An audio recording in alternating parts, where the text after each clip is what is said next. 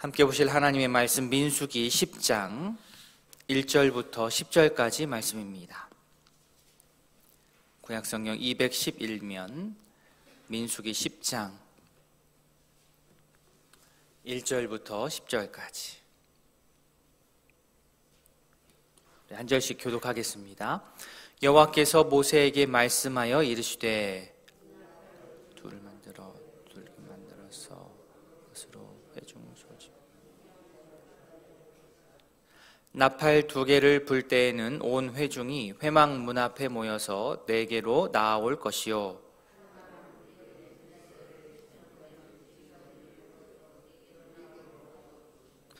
너희가 그것을 크게 불 때에는 동쪽 진영들이 행진할 것이며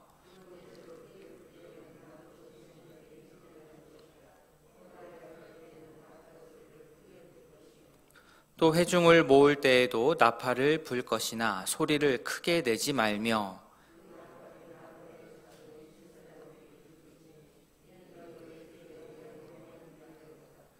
또 너희 땅에서 너희가 자기를 압박하는 대적을 치러 나갈 때에는 나팔을 크게 불지니 그리하면 너희 하나님 여호와가 너희를 기억하고 너희를 너희의 대적에게서 구원하시리라.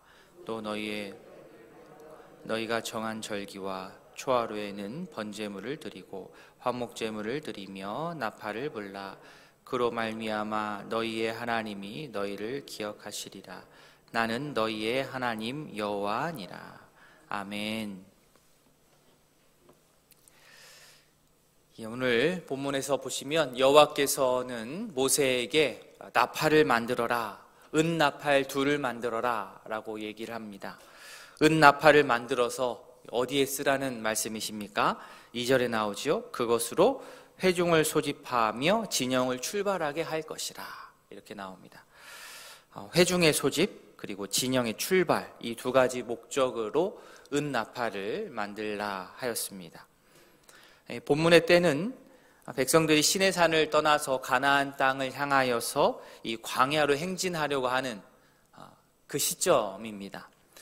물론 광야 행진은 전적으로 여호와의 임재를 상징하는 그런 구름의 움직임에 따라 달려 있지만 눈으로 볼 수 있는 이 구름의 움직임뿐만 아니라 귀로 들을 신호도 필요한 것이지요.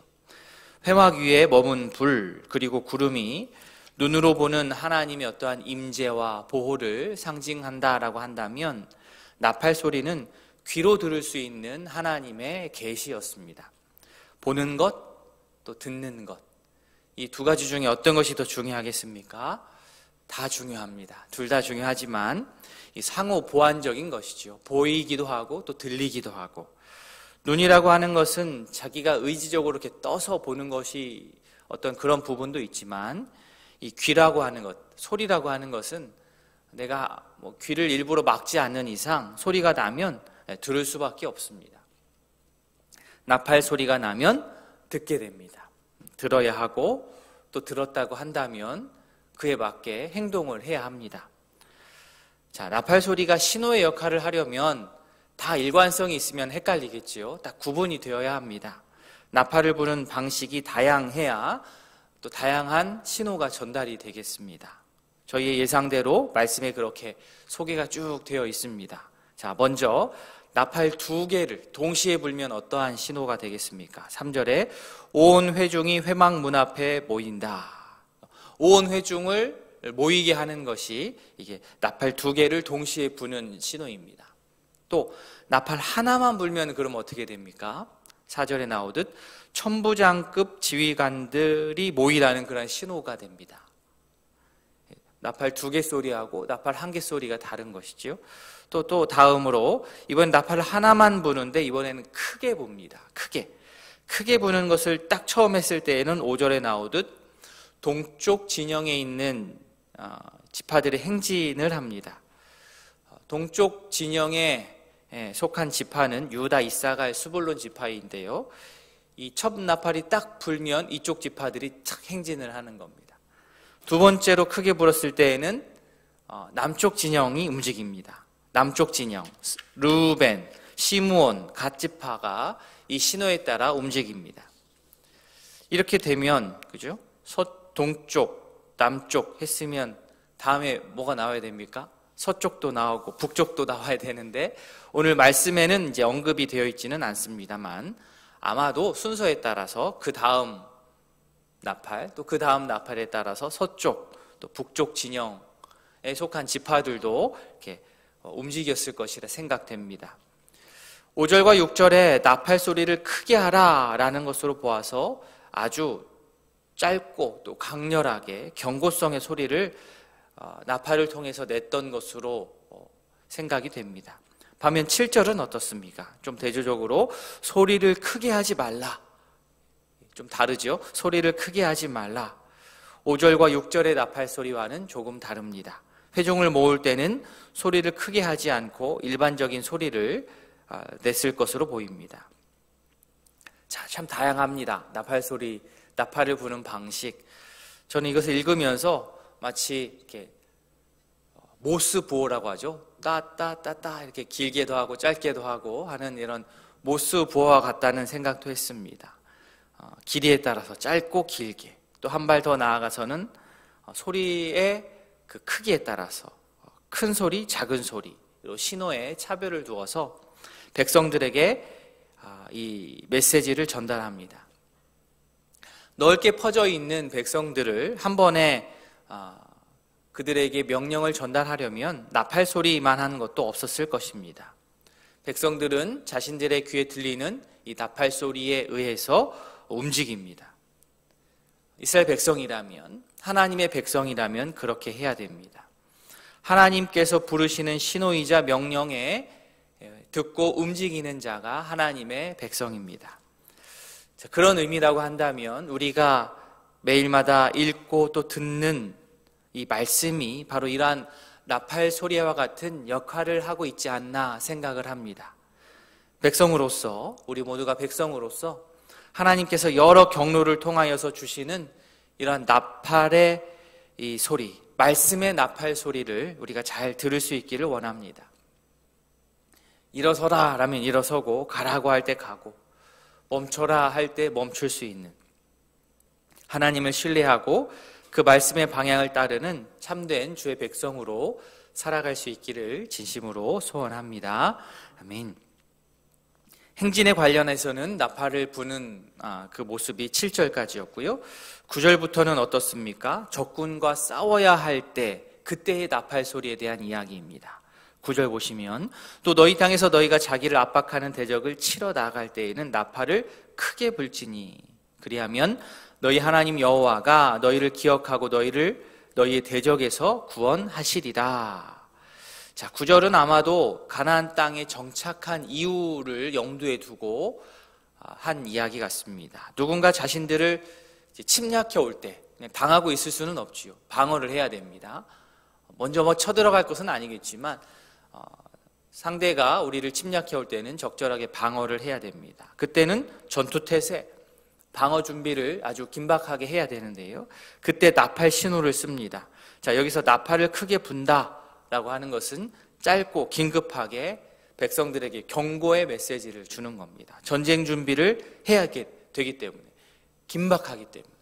물론 백성들이 전쟁을 대비하는 목적도 물론 첫 번째로 있지만 9절 뒷부분에는 또한 어떤 설명들이 이어집니까?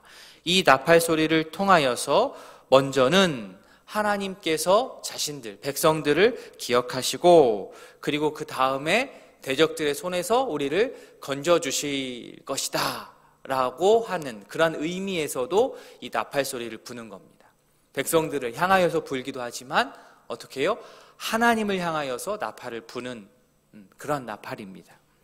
두 가지 의미가 있습니다. 전쟁을 준비하고 전투 이전에 싸우러 나갈 때 사기를 끌어올리는, 단합을 하는 그런 의미도 있고, 이렇게 공격 시점을 알리는 의미도 있지만 9절 뒷부분에 나오듯이 더 중요한 것은 이 전쟁에 있어서 여호와 하나님께서 앞장서서 싸우시도록, 하나님께서 하나님의 백성인 자신들을 기억하시도록, 백성들과 맺었던 언약을 기억하시도록 하는 의미도 있습니다.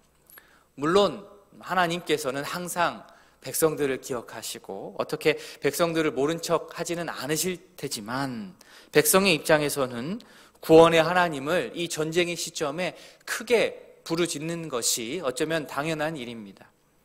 이 나팔, 이 9절 말씀을 통해 보자면 우리가 정말 부르짖는 그러한 기도와 이 나팔이 많이 닮아 있다고 생각하지 않으십니까?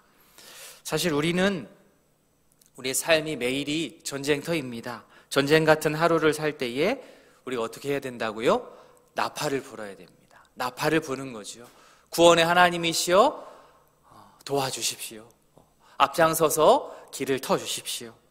구원의 하나님께서 내 편에 서서 싸워주시기를 간절하게 부르짖는 겁니다. 그 기도를 하기 위해 추운 이 새벽에 우리 성도님을 이 자리에 나아오신 줄 압니다. 9절의 말씀처럼 나팔을 크게 불면 하나님께서 기억해 주시고 우리를 구원해 주심을 우리가 정확하게 알고 기도의 나팔을 힘차게 부는 주의 백성들 될 수 있기를 진심으로 소원합니다. 아멘. 마지막 10절에서는 한 가지 다른 또 용도가 있는데 이번엔 절기입니다. 절기와 관련하여서 나팔 붑니다. 전쟁 때의 경고의 나팔뿐만 아니라 10절에 나오듯 희락의 날, 절기, 월삭 등 이 번제와 화목제를 드리면서 나팔을 붑니다. 이 나팔로 말미암아 어떻게 됩니까? 10절 뒷부분에 그로 말미암아 너희의 하나님이 너희를 기억하시리라. 나는 너희의 하나님 여호와니라. 당시 이 나팔은 하나님과 백성 간의 언약을 물론 이미 체결이 되었지만 그 언약을 다시 한번 상기하고 깨우치고 생각하고 은혜 안에 머물 수 있게 하는 그러한 수단이고 동시에 영적으로 각성할 수 있는 그러한 장치입니다. 평소에도 깨어 있어야 되겠지만 나팔 소리가 뿌하게 울리면 더 한번 마음을 강하게 먹고 주 앞에 나아가는 것이지요.